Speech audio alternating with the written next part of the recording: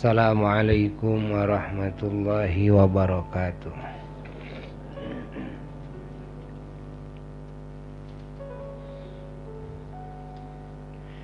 Alhamdulillahi rabbil alamin. Wabihi nasta'inu ala umurid dunya waddin.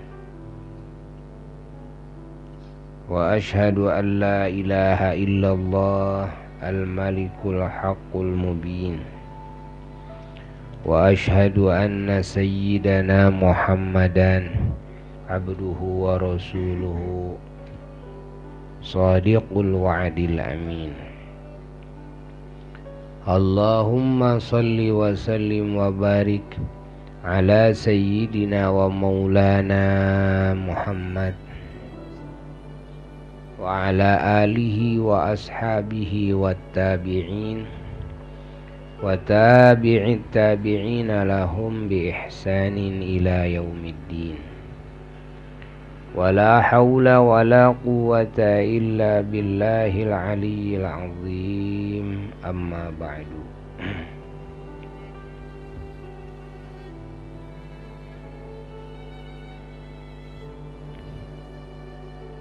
Para jamaah ahli majelis rahimakumullah. Alhamdulillah dina ieu siang anu diberkahkeun,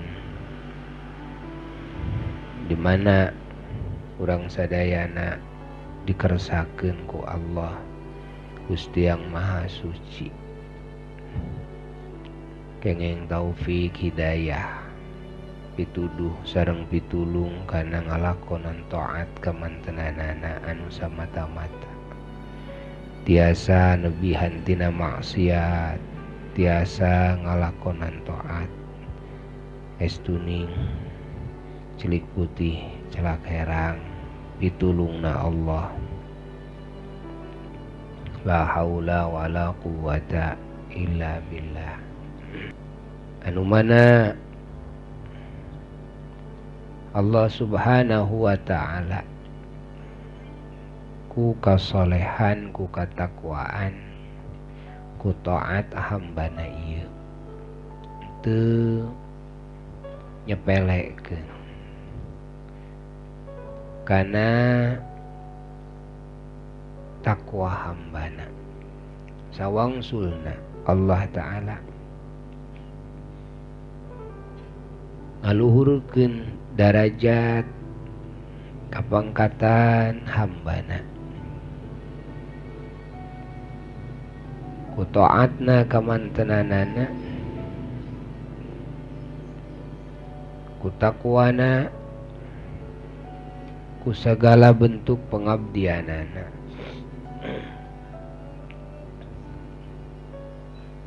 Tina katakwaan an wajib oge katakwaan anu sunnat, samata-mata karunia ti Allah, anugerah ti Allah ka hambana. Oge jadi mang pirang-pirang kanikmatan, kasalamatan, kebahagiaan ti Allah ta'ala ka hamba-hambana. Tina sababiah taat kamantenanana oge jadi pangampura ti Allah ta'ala, jadi welas asih, jadi keberkahan anu terus dihujankeun ka hambana ti dunya tug dudupi ka akhirat, alam kalanggengan dina alam pangbalikan. Sakabeh manusia, sakabeh bangsa jin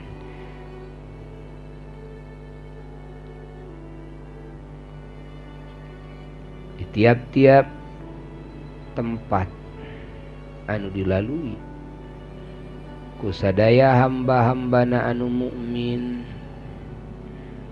ti dunya keneh nepi ka alam barzah, ti alam barzah tuluy ka alam akhirat. Di alam akhirat mang pirang-pirang tempat anu dilalui, mang rebu-rebu tahun anu dilalui. baik mahsyarna tempat kumpul sakabeh jalma sakabeh bangsa jin sato hewan dihijikeun di dinya, tempat anu heureut palataran anu rata, teu aya tatangkalan, teu aya kadaharan, teu aya keur tempat nyumput, teu aya guha, ngeplak bodas seperti perak.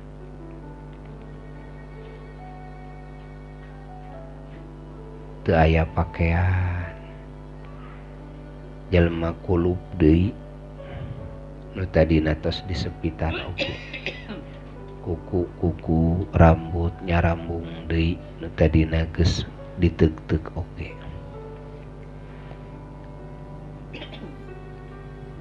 Dipanasan ku panon poe 7 bari deukeut jelema koceak dengek tersiksa gempeur sieun keung sedih kaduhung ragu bimbang anu geus teu aya papadana silih leyak sehingga dina luhureun suku jelema teh aya 1000 suku saking patumpukna.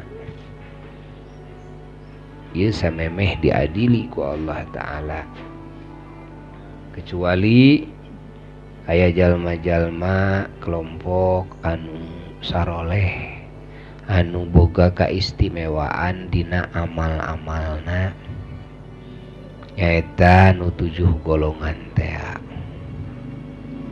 Aya anu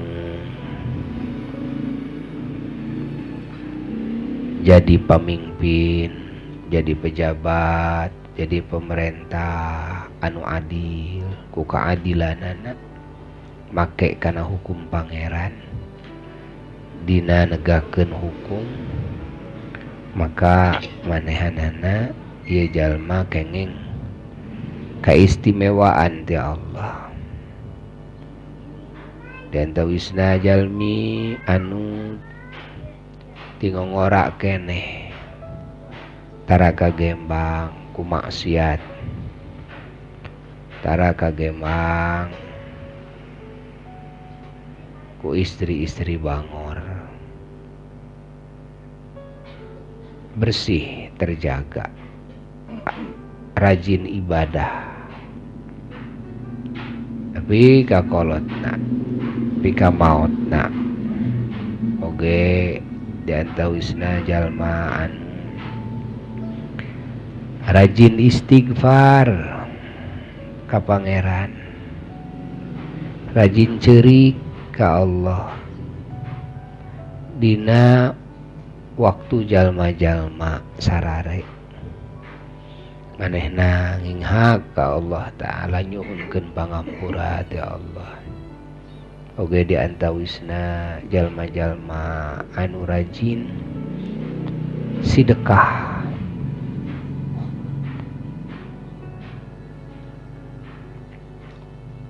anu sedekahna teu nyaho nu diberena, oge teu nyaho sararea. Siapapun eueuh nu dibejaan estuning pribadi dirina mah nu sedekah teh dirina jeung pangeran. Ieu jalmi-jalmi anu istimewa diantawisna jalmi nu istimewa teh anu sosobatan dina jalan Allah.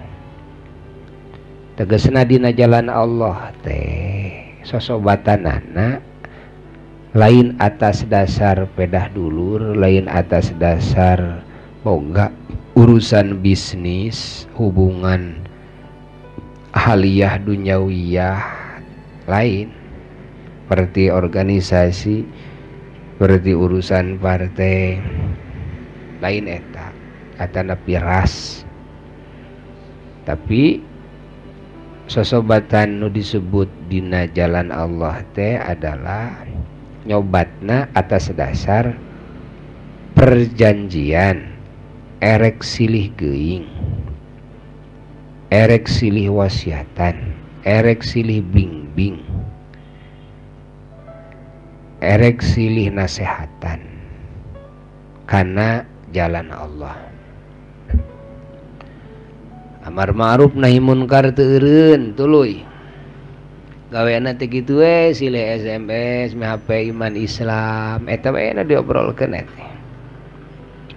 Tuh, kade kitu dina segala hal silih geuing. Anu dina zaman urang ieu hese. Jalma anu silih geuing dina jalan Allah teh hese. Ayeuna mah anu silih pikahariwang silih nasehatan teh urusan dunya. Dina urusan dunya silih jejehkeun urusan bisnis tuh salah teu salah eta halus we kapapada ayeuna silih jejehkeun kitu malah bisa diganjar ngan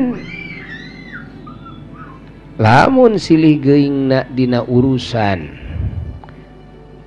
kahariwang iman kahariwang Islam bisi salah,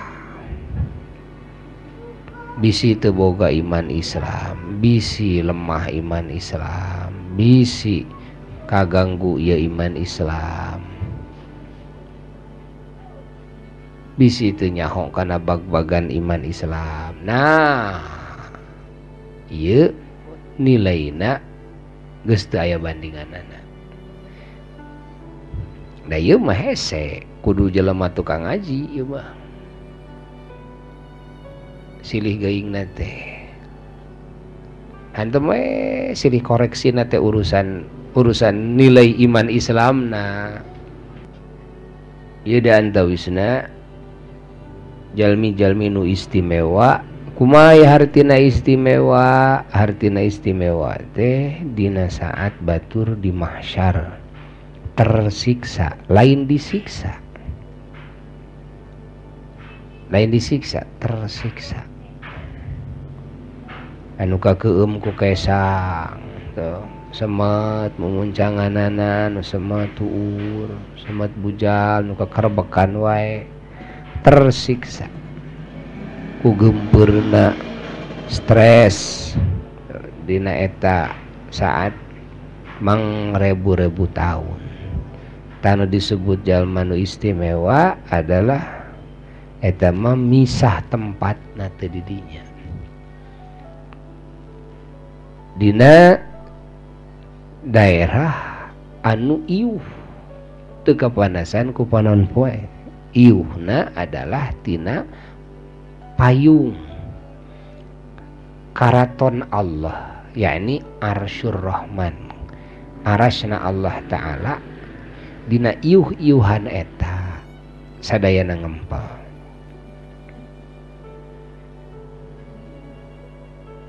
Para nabi, para wali, jalmi-jalmi nu saroleh anu kagungan perilaku amalan-amalan sapertos anu tadi nu istimewa teh. Oge tempat-tempat nu sanesna anu bakal dilalui ku setiap mukmin seperti tempat dihisab sakabeh laku lampah, dihisab deh, diperhitungkeun, terus dikorek, dibongkar, ninggang kana salah, ninggang kana bener, anu nilaina ibadah, anu lain ibadah, hade jeung goreng didinya jelas nongera kapanggih, hisab deh kitu. Jeung diadili ku Allah Ta'ala anu disebat ahkamul hakimin, diadili ku Allah Ta'ala. dina majelis pengadilan. Oh rame jelema pada hayang salamet, jelema pada bela diri, jelema silih dadetkeun, eueuh indung eueuh bapak jeung anak silih dadetkeun, salaki jeung pamajikan nu di dieu mah sayang-sayangan, di dinya mah silih dadetkeun. Disebut indung numpangnya anak ka anak, di dinya mah silih dadetkeun. Terus kabeh silih dadetkeun. Dina surat Yasin disebatkeun, dina ayat-ayat sejen disebatkeun. Para seadordar pada mung dituding salah, pada hayang di hukuman bener. Bika diadili ke ku Allah Ta'ala, sabada diadili ku Allah, para saksi na ditembongkeun ku Allah. Saksi teh ti bangsa jelema, aya saksi nu ti bangsa jin, masih keneh mengingkari keneh, masih keneh teu ngaku keneh, geus kitu terus we ditembongkeun, geus kitu mah saksi nu aya dina dirina. Saksi nu aya dina dirina, naon nu aya dina dirina teh? Nu aya dina dirina teh awakna sorangan, kulitna sina ngomong, leungeunna sina ngomong, sukuna ngomong, panona ngomong, ceulina ngomong,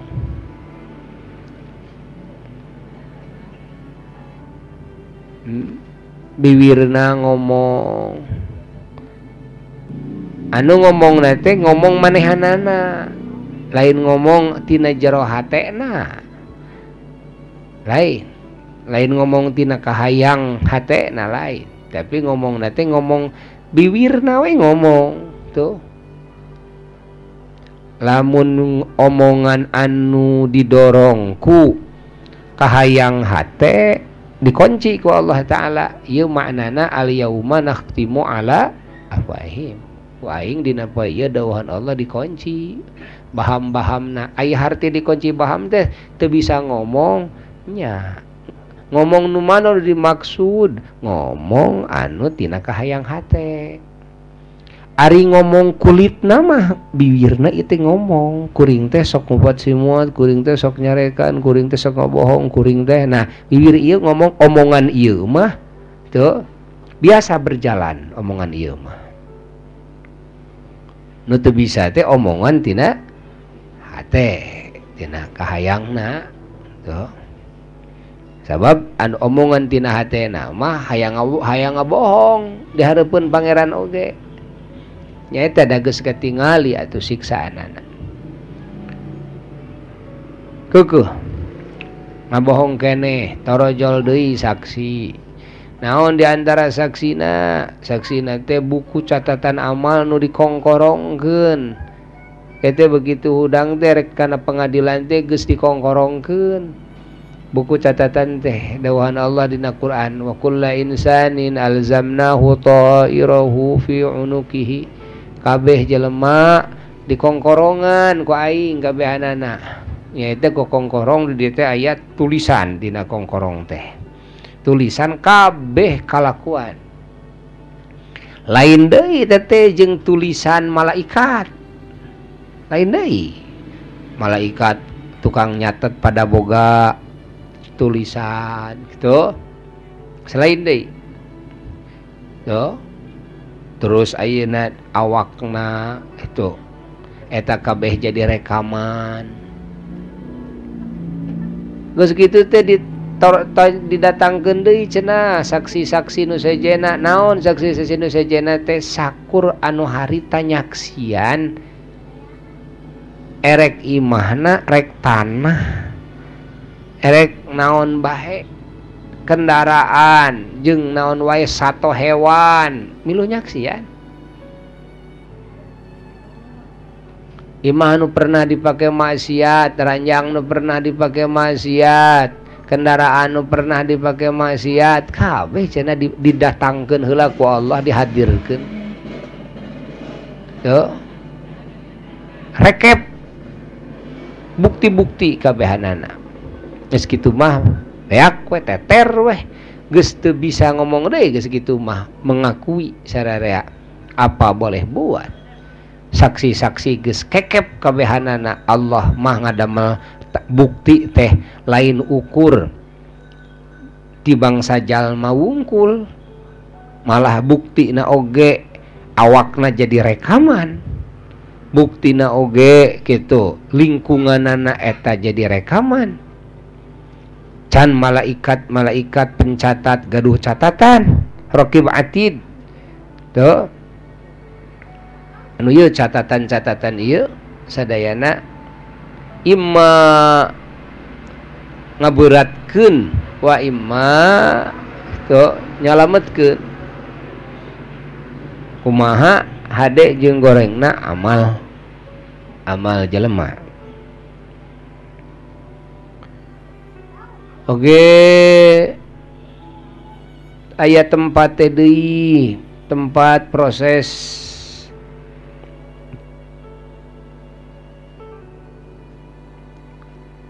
dibagi buku catatan amal, ditaburkeun cenah si gadang daunna nu geus garing ketebak ku angin gede brusut. Ya, buku catatan amal teh rabeng di awang-awang teh.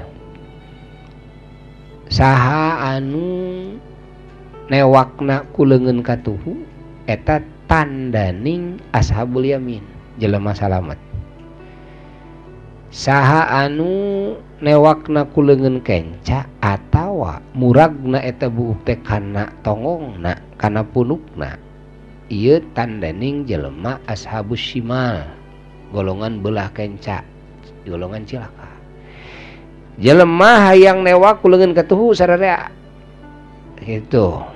Tapi anu terjadi harita lolobana jelema teh justru anu newakna ku leungeun kenca. Aneh, leungeun katuhu jadi compare cenah. Leungeun kenca jeung usik leungeun kenca teh aya anu leungeun kenca mung merod murag kana punukna. Tuh. Ieu sadayana kersaning Gusti kitu kumaha amal-amalanana. Jadi henteu bisa sakahayang nu nangtukeun mah hade goreng amal we eta. Pika timbangan tempat teh ditimbang kabeh amalan, aya timbangan amal we kitu. Ku urang moal kaharti ari ku zaman kiwari mah keur jelema nu berakal nu iman mah leuwih kaharti. Nah amal kalakuan maka bisa ditimbang segala rupa lah, di urang maka getih-getih bisa ditimbang. Itu ukuranna teh ieu kieu yeuh tuh. Bari teh kungsi dibuka heula tina daging urang teh ya. Timbanganana bisa kapanggih, pan suhu bisa kapanggih, cuaca bisa kapanggih gitu. Malah ayeuna mah aya timbangan otak, artina timbangan teh ukuran. Tuh. Artinya timbangan otak teh kekuatan otak bisa kaukur ieu otak ieu jelema teh lemah otakna, ieu teh orang cerdas gitu, ieu teh orang bodoh. Eta ayeuna mah bisa kapanggih. Apa dikira pangeran leuwih apes? Apa dikira malaikat apes? Tuh leuwih bodoh. Pamohalan.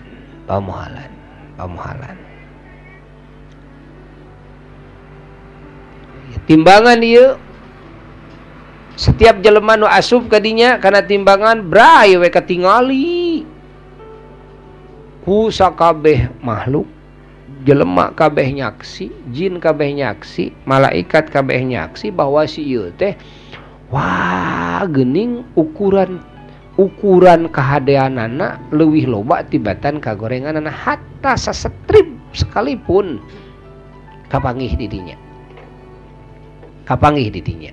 Wah geuning sieu teh loba kagorenganana.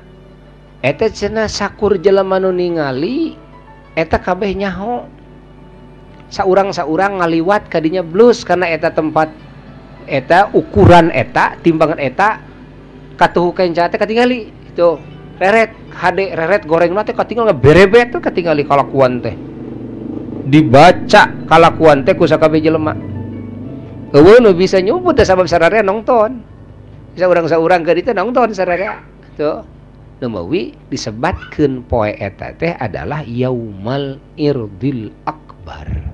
Naon aya hartina irdi teh wiwirang.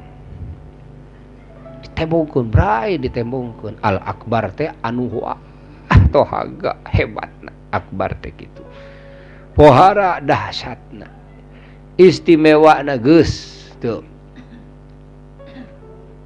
Teknologi anu geus teu aya bandinganana.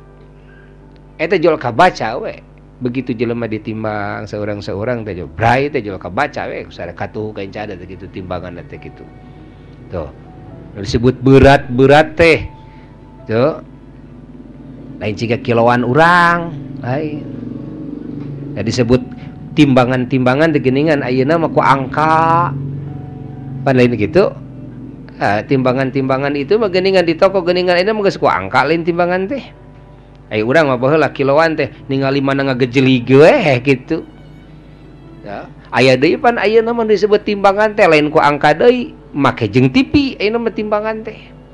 Katingali gitu jeung barang-barangna. Itu ukuran timbanganna katingali, barangna naon nu ditimbangna kanyahoan gitu. Kumaha ari timbangan Allah taala? Geus. Moal aya bandinganana kana hebatna eta timbangan. Timbangan teh dipasang ku malaikat Jibril alaihi salatu wassalam dan jadinya jelema geus teu bisa ngomong deui di dinya mah sabab proses pemeriksaan geus beres, proses pembagian buku geus beres melalui eta mah erek akhir erek ngaliwat kana siratal mustaqim teu geus akhir eta. Nah geus kitu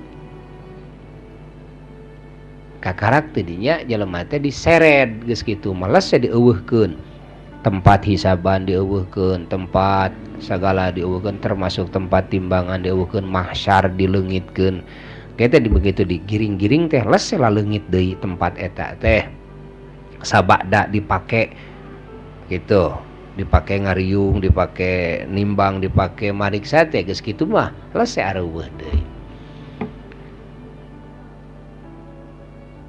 Seret we cenah ku seuneu kabeh teu bisa ingkah jelema teh.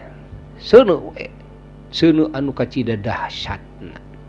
Kudu ngaliwat kabeh mau tidak mau karena nu disebut siratal mustaqim. Sebut siratal mustaqim yakni siratal mustaqim teh bulu socakna malaikat Malik alaihissalam. Dikentengkeun anu leuwih lembut alah batan buuk leuwih seukeut alah batan silet.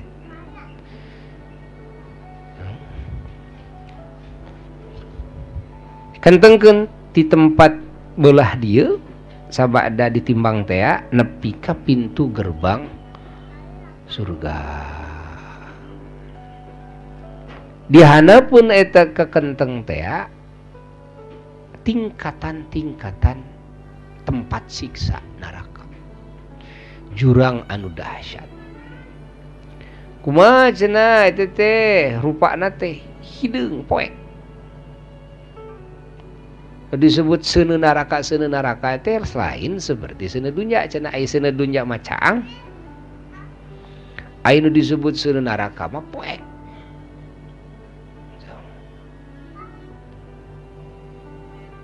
Seuneu geuning rupa-rupa aya anu koneng aya anu beureum aya anu biru geuning seuneu teh nya tah seuneu nu pangdahsyatna teh cenah anu hideung anu eueuh di dunya mah rupa seuneuna teh hideung we kitu saking naon saking dahsyatna eta seuneu.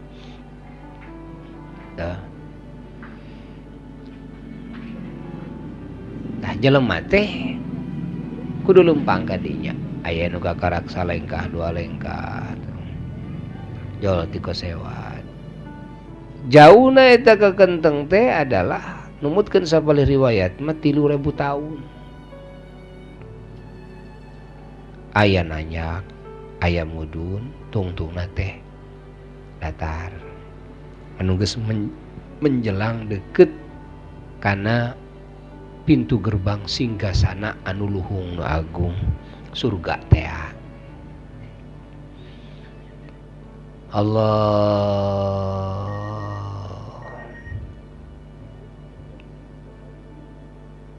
didinya jelema nying hareupeun gempeur. Didinya jelema teh aya anu hampang seolah bisa ngapung kitu, hampang we. Kunaon cenah bisa kituna teh ku amal. Aya nu jadi berat naon? Dosa. Matak disebut dina Quran dosa teh disebutna ge asqal. Naon asqal teh pangbeberat. Sabab ngaberatkeun awak, di mana berat ngadeprek ti kosewat. Tuh. Di mana ieu asqal pangbeberat teh leungit ku istighfar, ku tobat, ku kifarat, ku pirang-pirang amal hade leungit we. Tah nu disebut leungitna teh adalah hartina hakikatna pangampura Allah. Ari hakikat pangampura Allah, buktina pangampura Allah teh adalah leungitna eta pangbeberat. Ceuk bahasa kolot mah rareged diri. Rareged de dosa. Belenggu-belenggu anu ngaberatkeun diri urang. Tah leungit eta teh kakifaratan. Ku amal eta, kakifaratan ku istighfar ku tobat teh. Tah leungit eta teh adalah hakikatna harti pangampura ti Allah taala. Nemawi ari hampura Allah mah teu katingali. Hampura Allah mah kitu. Jal ujug-ujug salamet we kitu. Leungit we teh tapak-tapak dosa teh. Ari dosa rupana kumaha napakna dina jiwa Bani Adam dosa teh hideung. Ari ati caang siga kaca cermin. Di mana jelema ngalakonan dosa teh baik ku hideung. Sakumaha ukuran dosa. Diserasikeun eujeung seuneu engke. Seuneu neraka anu rek tuh ngaduruk eta dosa. Tuh. Tempat siksaan teh poek. Caang di dinya. Poek kitu. Kabeh tingkatanana teh beuki berat teh tuh beuki poek. Di mana dosa anak amat berat seperti ahli kakufuran, ahli murtad, naudzubillah min zalik, eta panghandapna tuluy we beuki berat dosa anak teh beuki kahandap ti bebeutna teh tuluy terus we beuki kahandap ti totogna teh. Nah di mana dosa anak ngabeakan seperti jalma nu iman anu manehna tukang maksiat nu teu meunang pangampura ti Allah taala, anu teu bisa bersih tah hideungna jeung raregedna dina awakna teh tuh tah ieu dibersihkeunana teh ku seuneu eta ku siksaan neraka. Nah di mana dosana nyaeutikan naik deui jadi ngahampangan awakna teh tuluy naik deui ka luhur ka tingkatan anu leuwih luhur.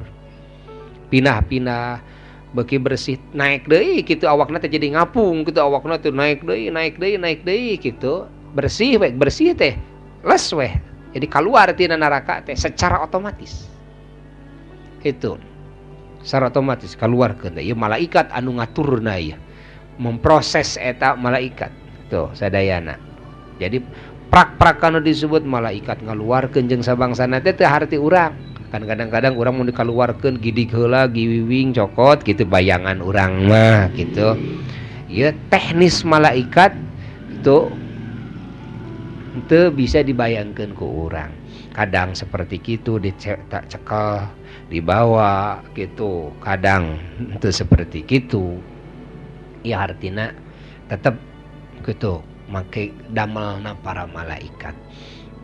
Jelema anu kenging pangampura Allah numpangna dina suratul mustaqim awakna teu berat, hampang, malah ieu jelema teh bisa ngeblesat. Jadi rek kumaha bisa gempeur nincak kana ieu wat siratal mustaqim mal gempeur. Naon sababna dawak hampang. Tuh. Ngabelenyengna teh aya nu seperti angin cenah. Tuh. Aya nu seperti kuda balap. Aya nu seperti panah. Itu ngeblesatna teh kitu. Nu disebut 3000 tahun teh buktina teh aya anu sakedet netra. 3000 tahun teh. Tuh. Jol jelek gue geus aya di pintu gerbang surga. Aya anu ninggangna teh sababaraha bulaneun, nu ninggangna teh sababaraha poe, nu ninggangna teh sababaraha jameun. Naon eta teh anu jadi hampang kitu keistimewaan amal. Sabab sakabeh pengabdian ka Allah, sampurnana iman jeung Islam eta mawa hampang kana diri. Tuh, eta mawa keistimewaan. Bisa hiber gitu. Keistimewaan teh di antarana kitu. Aya dosa mah ngeberatkeun. Beratkeun awak. Matak aya jalma-jalma anu teu mesti kosewat. Mesti kosewat teh teu ragrag, muntang deui. Dina kitab Al-Gunyah, yakni kitabna Sultanul Aulia Kangjeng Syekh Muhyiddin Abdul Qadir Al-Jailani qaddasallahu sirrahul ali, parantos dijelaskan dina kitab Gunyah eta aya riwayat bahwa engke ti umat Rasulullah sallallahu alaihi wasallam aya jelema anu ngaliwatna dina siratal mustaqim teh gugurawilan. Itu kalentap. Geus hideung awakna teh gurawil bari geumpul. Tuluy gugurawilan ragrag henteu kitu. Seuseup erek nepi teh. Geus teu mangrupa. Begitu nepi kana gerbang surga teh geus teu mangrupa. Lajeng dicana ku malaikat, lajeng diibahkan heula ku malaikat, disangling heula. Tuh. Jadi salin rupa. Jadi kasep, jadi gelis. Tuh jadi parawan, jadi bujang. Tuh umurna rata, dedeg pangadegna rata, sekitar umur 30 tahun kabeh dedeg pangadegna rata. Seperti dedeg pangedeg Nabi Adam sadayana, rata begitu sadayana. Istimewa sadayana. Moal aya ini aki-aki, moal aya orok, moal aya anu cacat, moal sakabeh nu di dunya cacat, orok, nini aki-aki tuluy paehna dina kaayaanana seperti kitu, maka di jero kuburna tetap seperti kitu, maka dina waktu hudang ti kubur tetap seperti kitu, maka waktu dihisab seperti kitu. Tah ke disalin-salina teh di mana rek asup ka surga. Eta mah aya penyalinan heula di mana rek asup ka surga. Sameme asup ka surga mah anu syahid nu dipotong beheungna buntung, engke teh buntung we cenah si beheungna teh. Misah antara sirah jeung awak teh misah tapi hirup. Leungeunna misah, aya anu jadi lebu acak-acakan bareng we cenah engke teh kitu. Tanu ancur. Tuh, nu ancur awakna teh bareng we gitu, nu ancur ieu nu jalma anu mati syahid nu kitu teh keur jadi saksi engke. Jeung getih-getihna cenah. Bobolokot getihna teh ieu teh kabeh pan dek jadi saksi kabehanana gitu. Dek di naon ditimbang ku Allah taala. Naon pantesna anugerah keur jalma anu amalna sakieu, nu pengorbanana sakieu ukuranana gitu. Ieu sadayana teu diicalkeun ku Allah taala, dihadirkeun sadayana. Budak-budak cenah engke mah karejat hudang ti kubur engke di mahsyar teh aya riwayat anu ngeningakeun di mana ditinggalkeun ku anak geuningan. Ya, anak lalaki geuningan kitu aya jaminan dina sapeuleih riwayat ke yaumul kiamat teh dibere leueutan tina talaga nabi teh diteangan teh ku anakna. Engke mah meusing orok oge ngomong we. Kitu ngan dadeg pangadegna orok. Siga kitu orok we siga kitu. Tuh. anu hirup geus hirup dina jero rahim indungna tuluy weh kaluron asal geus hirup heura eta hukum jelema. Lamun teu kungsi dinyawaan heula ku Allah eta mah lain hukum jelema, hukum benda mati we eta mah gitu ya. Ngan lamun kungsi hirup heula eta mah geus asup hukum jelema, artina Allah taala tos nyiptakeun nyawa. Lamun ayeuna teu hirup heula hartina Allah teh henteu nyiptakeun nyawana. Tuh. Nah lamun kungsi hirup heula tangke teh siga kitu. Dedeg bangadegna siga kitu ngan bisa ngomong. Tuluy we cenah mawa keni di mana tina sisi talaga Rasulullah sallallahu alaihi wasallam tuluy disiup. Tah, ieu jalma nu sabar ditinggalkeun ku anak teh. Nampi kana papasten Tiang Maha Suci tuh. Diteangan ku anakna eta cenah. Diteangan. Terus ninggalian beungeut jelema eta anak teh mang miliar-miliar jelema gitu. Nah ku Allah taala teh dipanggikeun ke teh. Tuh. Kitu kersana Gusti. Sesele ke tuluy ninggalian beungeut jelema gitu. Kan ku Allah taala dibere tanda mana indungna, mana bapana. Mama kitu jol kitu. Oh, galeueut ieu mamah, ieu abdi teh, putra mamah teh, ieu abdi teh. Kitu engke teh. Gerang galeueut. Lah kitu. Ya, ieu diantawis kaistimewaan pikeun mukminin engke di akhirat. Pokona serba nu araraneh we engke mah kitu. Nu araraneh bakal terjadi. Keur mukminin jadi kebagjaan. Keur kafirin ahli maksiat jadi kasedihan, katungaraan, kacilakaan. Ieu kejadian-kejadian anu ku Rasulullah sallallahu alaihi wasallam dina pirang-pirang hadisna parantos diperinci. Masih seueur keneh perincian-perincian anu sanesna sakumaha nu didawuhkeun ku junjunan alam sallallahu alaihi wa alihi wasallam. Nu wajib diimani ku urang sadayana. Anu urang sadayana kikieuan teh ngariung mungpulung teh iman Islam teh jumlahing urang teh hayang kaasup golongan nu bagja engke. Hayang kaasup golongan anu salamet engke, hayang kaasup golongan jelema anu dimuliakeun ku Allah engke dina alam pangbalikan nu abadi. Da di dunya mah sadaya oge pada ngarti, pada ngarasakeun, pada yakin eueuh nu lila kabehna ge di dunya mah. Cagerna eueuh nu lila, itu senangna eueuh nu lila, hirupna eueuh nu lila, bogana eueuh nu lila, agungna eueuh nu lila, matak sagala kagenahan dunya eta lain tujuan pikeun mukmin. Tujuan pikeun mukmin adalah akhirat. Anu muga-muga urang sadayana ku Allah kaasup golongan anu bararagja, anu aya dina makna doa minal aidin wal faizin. Hartos minal aidin muga urang kaasup golongan nu baralik deui kana suci. Wal faizin muga urang kaasup kana golongan faizin. Naon faizin teh nu bagja, faizin teh nu bararagja, yakni menang surga, menang pangampura, menang rahmat, menang segala anugerah ti Allah taala ditepangkeun ku Allah kana zat Allah jalla jalaluhu wahdah di surga. Amin ya rabbal alamin.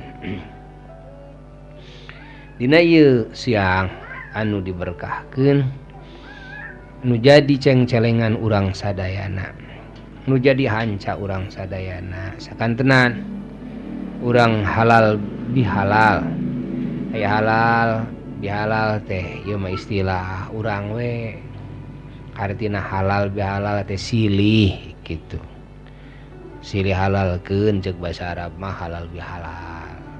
Silih halalkeun tina sagala anu teu halal. Tuh.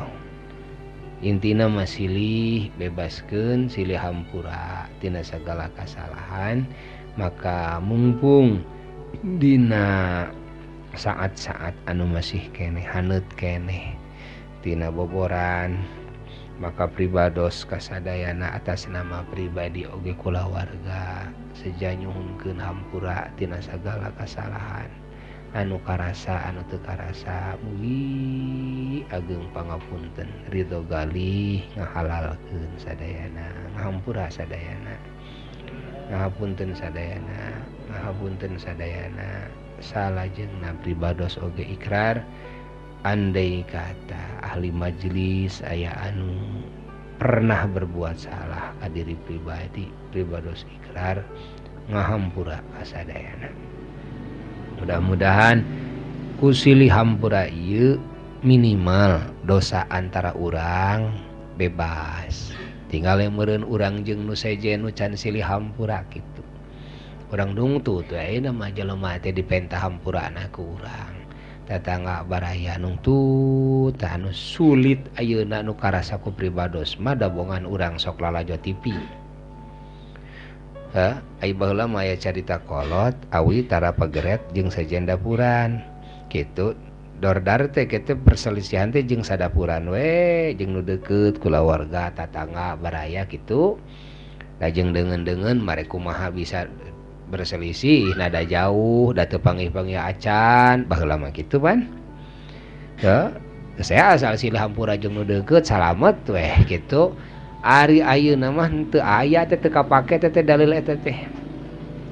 Awi pageret tara pageret jeung naon sajen dapuran teh teu kapake ayeuna mah naon sababna ayeuna mah geus aya TV.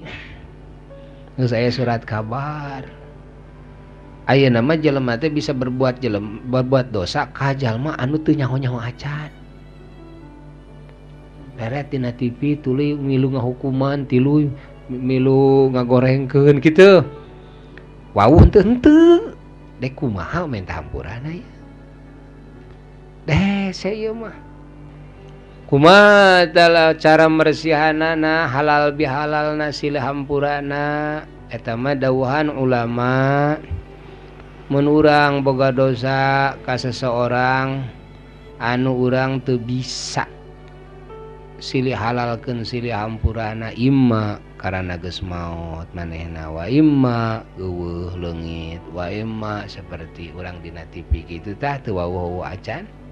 Artina pendek kata teu bisa we urang silih hampurana mangka ieu ditangguhkeun. Permasalahan ieu engke nepi ka persidangan di payunan Allah jalla jalaluhu wahdah. Bagea menang bagea eleh.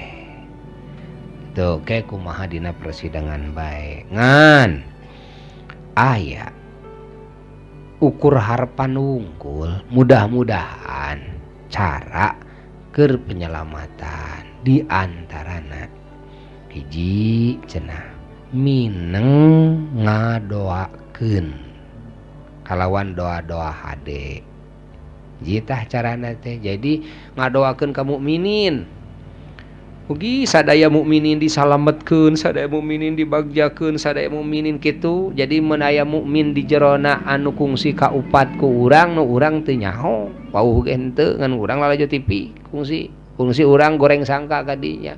Kan yaumul kiamah mah kita kabongkar kabeh. Deuh. Nah, urang kungsi nyieun hade ku ngadoakeun hade teh. Nah, ku ngadoakeun hade ieu maleungit ge di ditu oge gitu. Tah ieu diharapkeun begitu manehna rek nagih ka urang teh, manehna teh boga rasa rumasa heula geus minang didoakeun ku urang. Sehingga manehanana teu wani nungtut deui ka Allah taala engke diimbaskeun antara kahadean urang jeung kitu kagorengan urang ka manehanana kitu. Dua cenah kumang mentakeun hampura keur maranehanana nu pernah ku urang dizolimi teh diupat digoreng sangkaan. Kedua tah nu katilu adalah nyaeta ku manyidekahankeun cenah. Manyidekahan teh kieu ieu mah sedekah atas nama si anu kitu dina ati urang teh. Si anu nu maneh nu kungsi kukuring di dolim begitu. Tuh. Orang teh mun sedekah teh atas nama si anu. Ieu tah. Kaopat dihadiahan. Ganjaran amal soleh. Seperti urang ngahadiahkeun Quran, ngahadiahkeun saeutikna Fatihah, kulhu walak binas tak kitu teh nu biasa. Ila arwahi begitu.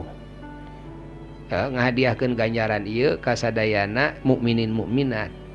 Lain ukur ahli kubur, pokona kabeh mukminin mukminat, muslimin muslimat. Al ahya'i minhum wal amwat, nu hirup anu maot. Al ahya'i minhum wal amwat kitu hartina teh, nu hirup nu maot pokona kabehanana. Itu. Nah, kuminengna urang hadiah ke dibagi-bagi ieu ganjaran tina Fatihah teh diawurkeun ditaburkeun ieu ganjaran teh ka masing-masing mukminin sesuai kemampuan kemampuan kahadean urang ieu, bacaan urang ieu. Kumineng-mineng teuing mah kitu. Maka diharapkan bisa imbas antara kahadean itu ujung antara kagorengan nu pernah ditibankeun ka seseorang. Ieu cara nu kasabiriji. Kaopat. Ieu cara anu kaopat. Ieu diantawisna. Diantawisna deui kujarah cenah. Lamun geus maot. Jarah ka kuburanana. Entiasa mah dina poe Jumaah. Tuluy cenah maca Quran. Sekelumit maca Quran. Tuluy hadiahkeun ka ahli kubur eta. Tuh, malah numutkeun sapali ulama mah poke ngomong di luhureun kuburanana. Upama kababaturan urang, jang pomana jang hampura Kang pomana kitu. Tapi geus kitu tak urang teh kudu geus maca eta heula. Tuh. Saeutikna sakumaha cenah Imam Ahmad bin Hambal mah mantena wasiat teh saeutikna teh mun uluk salam, geus uluk salam tuluy maca Fatihah. Tuh. Kangkek biasa seperti tahlil teh ya. Maca kulhuna teh 11 kali. Falak binas sakali. Tuh, biasa karena alif lam mim terus nepi ka ayat kursi, nepi ka terus kana lillahi ma fis samawati teh nepi ka salawat ngadoa we suhunkeun ka Gusti ganjaranna keur ieu ahli kubur gitu. Itu diantawisna. Ya paragi kolot urang teh lah guru-guru urang kitu parantina utak eutik lamun ngariung ila arwahi heula ngaji ila arwahi heula sagala teh ila arwahi we. Ai jeung jelema nu teu ngarti mah mana dalilna rek ngaji kudu make ila arwahi. Padahal urang mah lain urusan masalah dalil ila arwahi hubungan jeung ngaji. Kuring mah dalil nu ieu. Dongeng kuring mah beda jeung maneh, da maneh mah jelema suci, ai kuring mah jelema loba dosa. Kuring mah dongeng rek ngahadiahkeun. Ku sabab kuring loba dosa. Siga jelema mineng ka Mekah. Ai jelema mineng ka Mekah teh ieu mah rek karana fardu kifayah, aya jelema mineng ka Mekah teh lain kuring mah boga rasa tukang dosa wae, balik ti Mekah dosa deui, balik ti dosa deui. Sementara eueuh cenah ceuk keterangan anu bisa ngahapus secara total nepi ka dosa ka papada jelema ka makhluk seperti cicing di Arafah kitu. Kusabab kuring balik ti Mekah dosa deui, heuh kuring mah kudu ka Mekah deui kitu. Dongeng kuring mineng ka Mekah teh beda jeung dongeng jelema nu bersih, itu mah beda gitu. Jadi teu sarua latar belakang lah gitu ceuk urang mah ya. Latar belakangna teu sarua. Nah, dulur-dulur sadayana. Alhamdulillah urang sadayana dina tiap sasih garuh cengcelengan dina setiap dinten Sabtu anu akhir. Anu ieu cengcelengan teh kukut ku urang sadayana nepi ka maot. Ya kuku tuluy kitu sing bisa neruskeun. Najan teu di dieu. Najan teu ku pribados. So, terus malah wasiatkeun ka dulur-dulur urang. Ya ieu mah urang mah hanca ngaji. di samping silaturahmi teh ceng-celengan urang da eueuh ganjaran anu paling gede cenah di antarana dibandingkeun jeung puasa jeung naon teh dawuhan pun aki kapun bapak tos wafat pun akina oge mama eyang bojong aya pun bapak pan sok ngaos senenan rotinan saminggu sakali Senin teh para ulama ngaos ngadares kitab siga kieu we kitu tuh hari pun bapak teh nuju ngaos dalail sonten nuju ngaos dalail tuh murag dalail teh angkat deui dalail teh kitu daraskeun deui murag deui siga anu compare leungeun teh gitu cenah anak deui canak deui katinggal pun aki katinggal keluar tina jero kuburan di Bojong brai kuburan teh beulah tuluy ya macam naik tina lebat kuburan teh ngangodang dosan ciga ieu cenah raksukana teh siga anu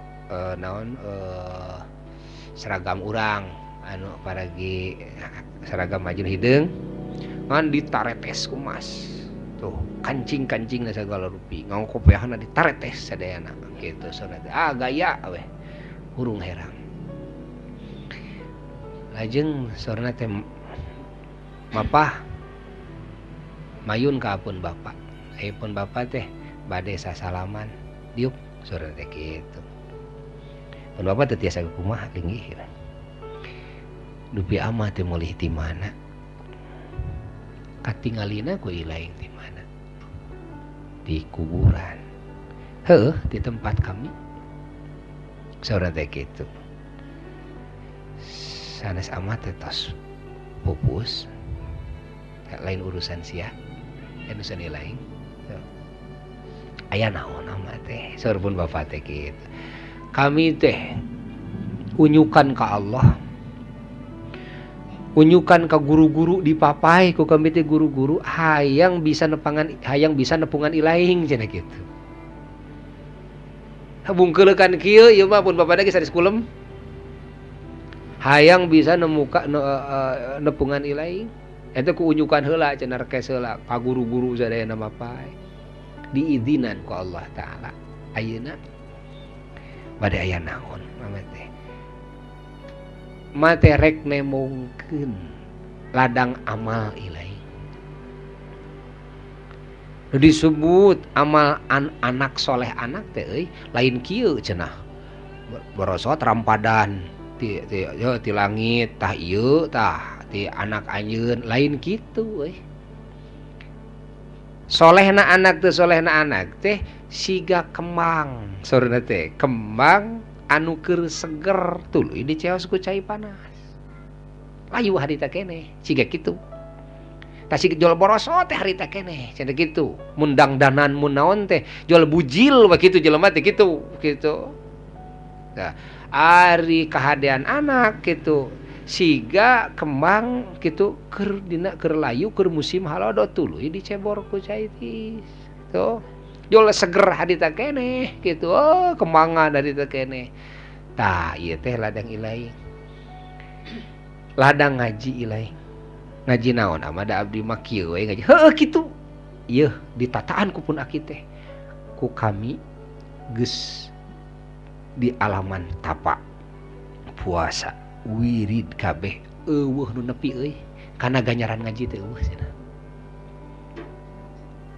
ngaji kumaha cenah ama saurpun abah-abah teh keukeuh pun bapak teh ha ngaji kitu buka kita berah kitu ngaji kitu we ngaji kitu pun akim pan tukang saum seumur-umur tuh eueuh nu nepi cenah ganjaran teh kana ganjaran ngariung ngaji ladang tapak ladang puasa ladang gitu kabeh sedekah segala rupa nepi ka ladang gek dina riungan pengajian kan urang mah teu nyaho da ieu urang ngariung ngaji asa biasa kitu ngariung ngaji asa teu istimewa gitu nya asa istimewa keneh urang salat peuting pan beda salat peuting mah asa nya ibadah teh kitu tah salat 10 rakaat oge asa hebat begitu ya aing ngariung ngaji mah da batur ge ngarana haji biasa ngariung ngopi gitu tapi ternyata bener nu naon didawuhkeun ku Rasul cenah cicing dina majelis ilmu sasaat teh wah leuwih hebat tibatan ganjaran ngamerdekakeun hamba saya tuh sabaraha cenah 1000 hamba saya nu hamba sahayana oge tuh anu sarua jeung darajatna Rasulullah sallallahu alaihi wasallam nu eueuh bandinganana kitu. Ieu seueur sanes ukur hikayat pun aki manakib pun aki wungkul tapi manakib para wali nu sanesna dongengna ieu seueur nyarioskeun kaunggulan ngariung dina riungan pangaosan. Bari eta teh cenah lamun teu nuliskeun sahurup-hurup acan. Ya. Mun teu nyekel pulpen acan, komo lamun urang rajin bari nuliskeun lain deui ganjaranana. Lain deui. Tak itu kasadayana Nabawi perjuangan urang mah amalkeun urang di alam dunya ngadaguan paeh urang mah asing minang ngaji we riung ngaji heunan naon da urang mah atuh da di lobaan salat da cek urang ke salat urang mah ngaco an urang mah nya di ayeuna teu salat acan ya. Nah, ono dibandingkeun salat jeung ngobrol teu pararuguh perang paksakeun we kumaha atuh da boga anangan sakieu salat urang kitu. Pan lamun dibandingkeun jeung riung dina pangajian, riung dina pangajian mah apan lain amal urang. Kek lain amal urang kumaha? Beda mun urang salat amal urang. Jadi urang kudu khusyuk. Jadi didinya bacaanana kudu bener gitu. Amal urang ari ngaji kumaha har ari ngaji apa amal guru udah mengadengkeun wungkul nu ngartina saha hah guru tah nu macana saha ya guru nu macana oge nu ngajelaskeunana guru tuh ayeuna urang nu ngaji erek kumaha bisa ria da moal ria hareupeun guru mah moal mal asa kuring boga amal leuwih tibatan guru da aya nu saluhureunana. Tuh, lamun urang salat, deukul salat sorangan.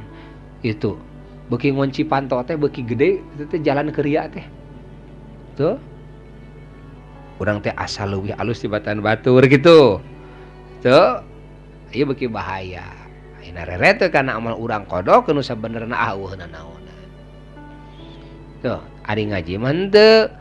Ngaji mah mesing nu bodoh mesing nu gelo oge heuda lain amal manehanana lain teh lain hartina manehna teu boga amal sama sakali lain tapi ya amalan-amalan manehanana teh amal-amal nu katarik tuh ku kaunggulan anu jadi guruna itu sehingga manehanana ku boga rasa teu boga amal teh ieu teh justru adalah jadi ganjaran anu tohaga pikeun dirina. Ieu adalah panjaga tina ria. Nah, gitu. Nu matak ngaji leuwih unggul tibatan nu sejena. Ngaji leuwih unggul tibatan nu sejena. Tadi dia diantarana keunggulan salat berjamaah.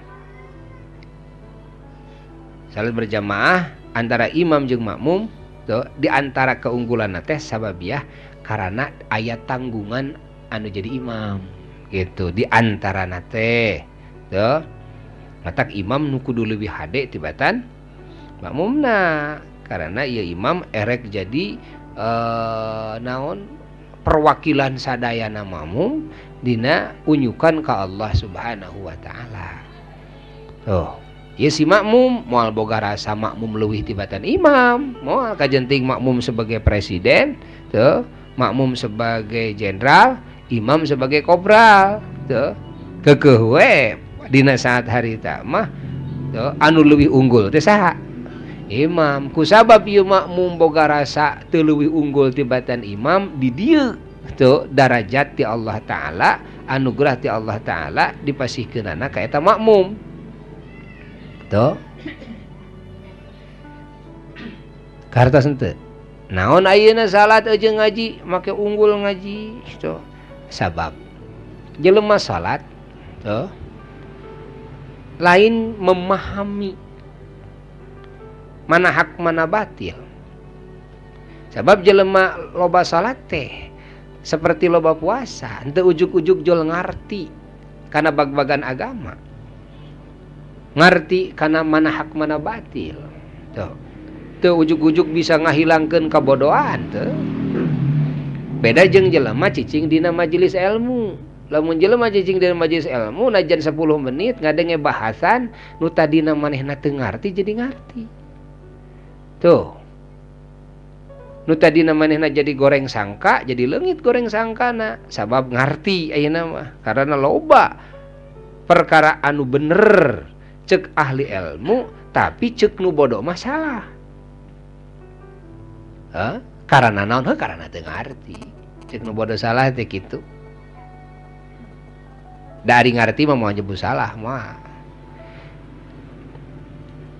Namawi sering ayeuna gujrud ya jalma-jalma awam ngagujurudkeun perkara-perkara anu cek ahli ilmu eta teh bener, cek Allah cek Rasul eta teh bener. Naon nu sabab gujurud ku sabab naon nu jadi sabab biah gujurud ku sabab bodoh. Kamari ieu sumbing di soreang para ustad ya ieu ngadongengkeun aya sababaraha masalah nu diumum ayeuna di zaman urang jadi gujurud. Bapak kungsi ngabahas teh masalah jelema nu boga kodoaneun haram taraweh gitu. Tong taraweh kodo we. Tah eta teh jelema awam mah gujrut. Nah ini ulah taraweh. Nah asa ngadenge kasa kakarak ngadenge. Heh. Karana naon eta? Karena bodoh malah salat na oge nu boga waktu teh kudu diakhirkeun jelema nu boga kodoan. Ayeuna lohor, tong wae salat lohor nu ayeuna. Kodowe heulaanan, salat lohor nu ayeuna mah ke di mana geus deukeut ka asar. Nepi ka wajib ngahirkeun ge kitu dipepetkeun ge wajib hukumna teh mun teu kitu jadi dosa malah. Kudu mayar hutang heula terus. Tuh. Tadi kalangan jelema nu awam ieu tuh ku sabab teu ngarti teh ya. Tuh, timbul fitnah saeta jadi teu meunang taraweh asa kakarak ngadenge padahal hadis taraweh teh heuh keur teu boga hutang gitu teh. Ti heula teh masalah haji, jamaah haji anu ditinggalkeun ku salakina. Jamaah haji ditinggalkeun ku salakina maot, bari jeung salakina reka Mekahna. Maka dina hukum haram. Init. Najan tadina dek jeung salakina. Najan aya mahram anakna nu rek ini. Dosa mun maksakeun teh najan munggah hajina munggah haji Islam. Tuh. Naon nu jadi sababiah karena wajib aya izin. Sementara mun ditinggalkeun maot mah eueuh izin dek kumaha teh izina ada tadina oge dongeng tadina jeung dongeng geus maot lain. Cirina kumaha? Cirina eta harta keur waktu hirup jeung harta geus maot sarua teu? Mun urang boga imah saha ayeuna? Lamun urang maot imah saha? Itu beda. Imah urang atawa imah ahli waris? Itu beda. Tuh, ya. Sarua beda jeung jelema awewe nu diserahkeun ku salakina.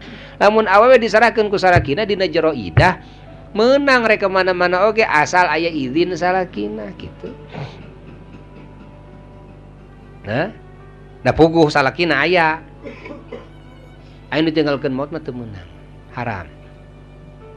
Atuh teh ini teh jelema teh gujrud. Keur jelema nu awam mah aya ajengan anu nyarek init munggah haji bari munggah haji rukun Islam. Heh, pada ditinggalkeun maot ku salakina. Tuh, satungtung dina jero idah wafat ya ini 4 bulan 10 poe. Tah ayeuna teh loba hal-hal nu kadaritu anu di kalangan jalma nu awam mah eta teh salah. Tapi cek ahli hukum, cek ahli ilmu naon salah benernya teh kudu kitu. Tadi dia perluna ayeuna jelema thalabul ilmi teh tah keur ngahilangkeun hal-hal seperti kitu supaya bisa misahkeun mana hak mana batil kitu. Aiku ilmu mana jan 10 menit cicing dina majelis ilmu jelema teh bisa ngarti kana sababaraha masalah agama nu tadina manehanana teu ngarti anu ku teu ngartina bisa jadi suudzon bisa jadi papaseaan, bisa jadi goreng sangka jeung sabangsana nu akhirna jadi dosa pribadi manehanana. Tuh. Alhamdulillahirabbil alamin. Dina ieu saat oge nguningakeun ka sadayana bahwa perjuangan urang sadayana dina dakwah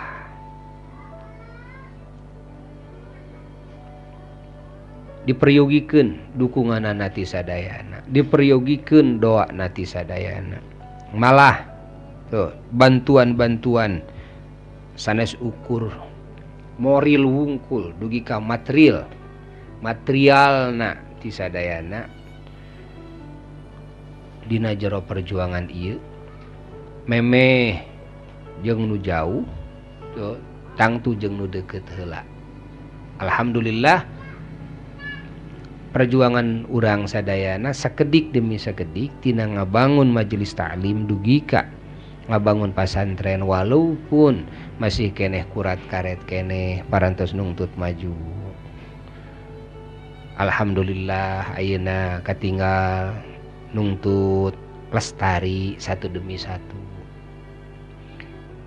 tina hasil doa hasil bantuan tuh nungtut terwujud sakedik demi sakedik seueur santri-santri nu kabelaan ku tina sodakohna tina jariyahna tina zakatna tina fidyahna tina hadiah-hadiahna seueur para ustad ayeuna anu hirup deui dina dakwahna karana ahli majelis anu ngartos ngiring dina ieu perjuangan. Alhamdulillah atuh kanggo mayunan pembangunan pasantren di Simpang Rencana Kapayun anu ieu teh masih dina terus langkah-langkah usaha doa nyuhunkeun doa ti sadayana doakeun ku sadayana tuh Pak Haji Munadi sebagai vokal Pak Haji Wandi ya Pak Haji Munadi sebagai vokal mantenanana anu nuju nyiapkeun tanah ayeuna teh nemekana sahektaran gitu doakeun sing lancar sagala rupana atuh boh sadayana oge bilih aya anu rek ngiringan jeung tanah-tanahna bral kantu nyarios rek ngiringan abdi ce tanahna rek sekian tumakeun sekian puluh tumakeun mumpung masih keneh murah keneh badanten sareng Pak Haji Munadi bral ngiringan sawios-wios pribados tuh tiasa lulumpatan ieu teh tiasa luluncatan naon nu jadi sababiah karena seueur program nu dipayunan tuh karena pribados untuk menghendaki bahwa pasantren pribados ieu dibangun tuh nganggo cara-cara anu salah nganggo harta-harta anu syubhat tuh sehingga pribados henteu nyuhunkeun ka pemerintah tuh paling-paling pribadi-pribadi masing-masing tuh paling-paling kelewat perusahaan-perusahaan pan tiap perusahaan teh sok aya naon dana-dana bantuan khusus kanggo naon eta teh namina teh istilah dina perusahaan mah anu khusus bantuan kanggo sarana keagamaan teh ya eta parantos banenten pribados sareng Bapak Wakil Bupati anjeunna parantos siap memberikan rekomendasi gitu Bapak Bupati parantos siap memberikan gitu rekomendasi kanggo ka perusahaan-perusahaan gitu nanging teu waka pribados ayeuna tiasa melangkah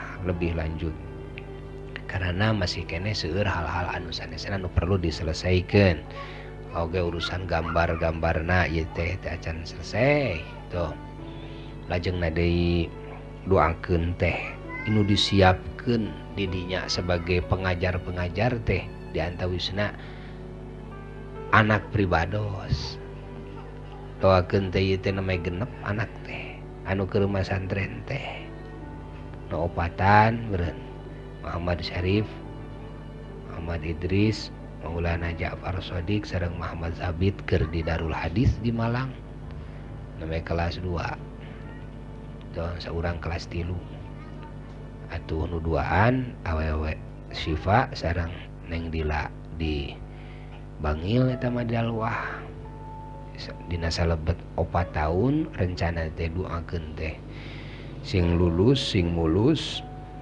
daroakeun ku sadayana samemeh dituturkeun ku adi-adina teras ka Yaman rencana anu biaya teu tiasa sagedik sehingga pribados boga sautak saeutik rezeki teh keur mikiran etana oge kitu tah biayana teh minimal sajalmi teh 50 juta biaya berapa tahun 5 genep tahun di Yaman ya mengajar belajar dan mengajar tuh kudu dipersiapkan teh namanya genepan tuh disiapkan kaditu darowakeun teh sing nepi ka lulus nah atuh barudak ayeuna nuju di dieu kaleresan harayang arameng bilih ibu-ibuna itu nararoskeun itu ibuna atuh menyusul adi-adina meureun kitu dina saat ieu keur ngarintis berbagai hal termasuk usaha-usaha darowakeun teh atuh ibuna ieu teh keur ngarintis usaha boh toko itu usaha-usaha kana anggoan kana berbagai hal ieu teh sadayana usaha teh keur modal eta keur modal perjuangan eta itu barudak sing nepi ka salamet lancar ieu perusahaanana itu pribados teh ngajak ka ibuna teh sina urang diajar berjuang dina agama urang diajar ngadorong urang teu bisa ngaji teh urang amal gote ayeuna mah anak urang we cenah bisa ngaji amal urang ayeuna ieu bisana ieu we bisana sok ayeuna mah dek usaha kayaknya der usaha tuh keur ngabiayaan anak masantren teh keur ngabiayaan nepi ka jucungna teh kitu ayeuna can bisa urang nepi ka nyieun masantren ku duit urang heuh kakarak bisa ayeuna persediaan ieu sok ayeuna itu persediaan ayeuna keur barisa ngaji heula proses keur masantren heula tadarwakeun ku sadayana moga-moga Allah Ta'ala ngajantenkeun kulawarga pribados turunan sadayana sing jadi ulama Allah sadayana sing jadi pejuang-pejuang dina agama sadayana daruakeun ku sadayana kalayan keagungan ieu majelis kalayan keagungan surat Al-Fatihah.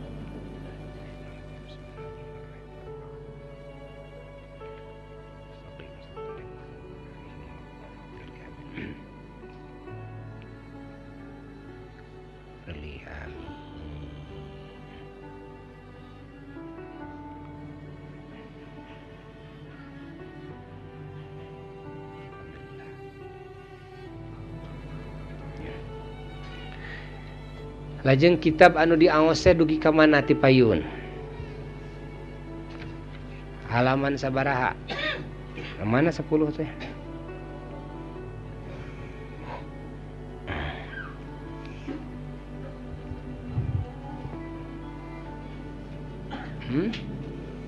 Halaman 10?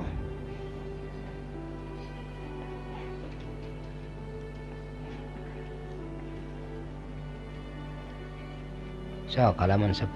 Bismillahirrahmanirrahim. Qala al-musannifu rahimahullah wa radiya anhu. Parantos ngadawu musannif rahimahullah wa radiyallahu anhu dawuhanana wa yajibu sareng wajib alal mukallafi kajalma anu mukallaf tegesna nu baleg sarta boga akal aidon deui aya atakida kudu nekadkeun eta jalma mukallaf annal malaikata kana saestuna para malaikat alaihimus salatu wassalam min jumlati ibadillahi eta tina sejumlah hamba-hamba Allah al mukarramina anu dimuliakeun, anu pada dimuliakeun, wa annahum jeung saestuna itu para malaikat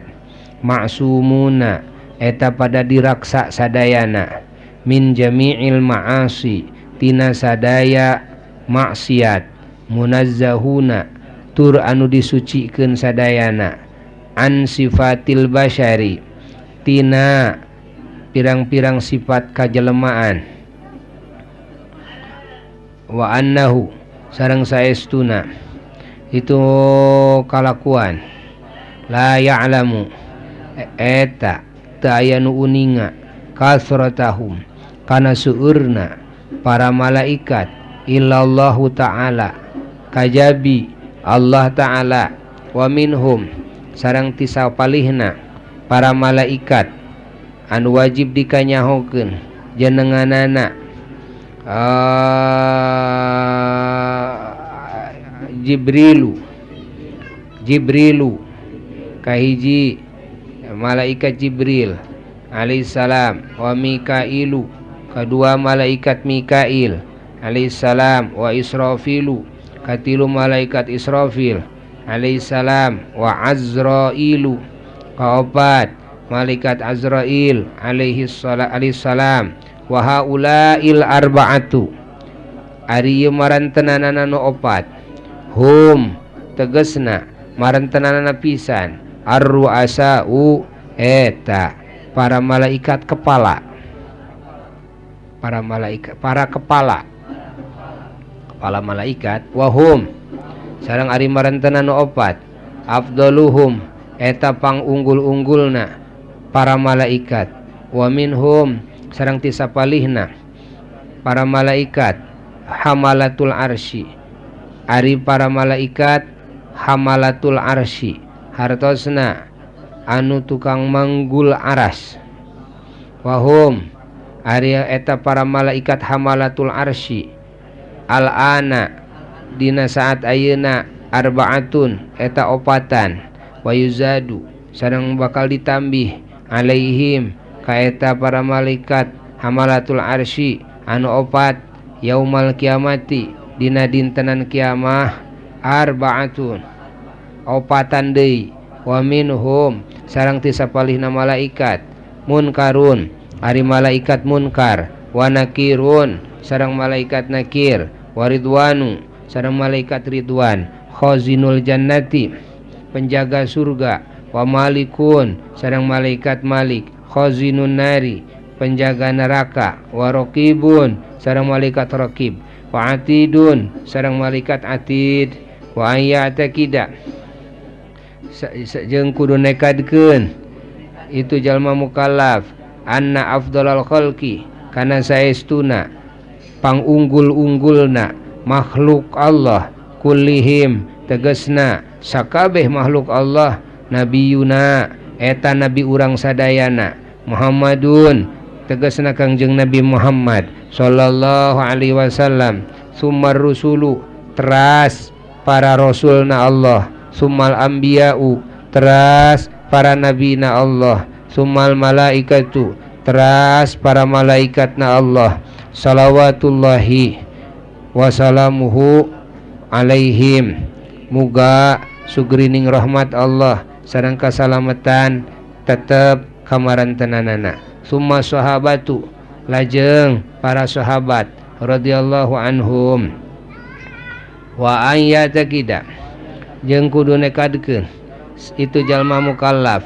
annal khalqa kana saestuna makhluk kullahum tegesna sakabeh makhluk yamutuna eta mararaot bakal mararaot kabahanana ing dan qidai a'marihim dina nalika beakna umur-umur maranehanana, wa annal qabidha jeung saestuna anu nyabut lil arwahihim kana ruh-ruh maranehanana malakul mauti eta malaikat maut, wa huwa nya ari eta malakul maut teh Azrailu eta malaikat Azrail alaihi salam, wa annahum sareng saestuna itu makhluk yus'aluna eta bakal ditanya kabeh ba'da dafnihim sabada dikurebkeunana maranehanana fi kuburihim di kuburan-kuburan maranehanana illa jamaatan angin sakelompok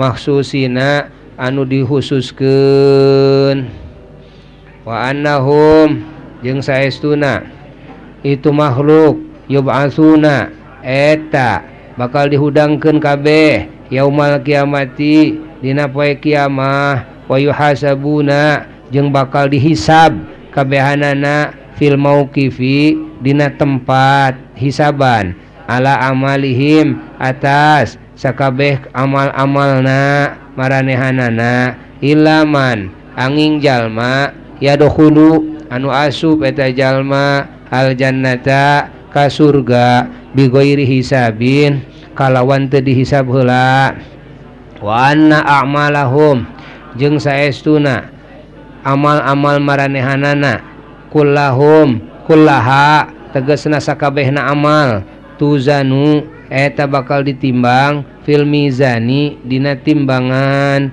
wa annahum jeung saestuna maranehanana yamurruna eta bakal ngaliwat kabeh jami'an tegasna sakabehna ala sirati di luhureun cukang wa annal mu'minina jeung saestuna jalma-jalma nu iman yashrabuna eta bakal ngarinum kabeh min haudi nabiyina tina talaga nabi urang sadayana Muhammadin tegasna Kangjeng Nabi Muhammad sallallahu alaihi wasallam wa yanaluna jeung bakal mareunang kabeh syafaatahu kana syafaatna Kangjeng Nabi Muhammad sallallahu alaihi wasallam yaumal kiamati dina poe kiamah wa akbaru syafaatihi jeung ari pangtohaga-tohagana syafaat-syafaatna Kangjeng Nabi sallallahu alaihi wasallam asyafaatul uzma eta syafaat uzma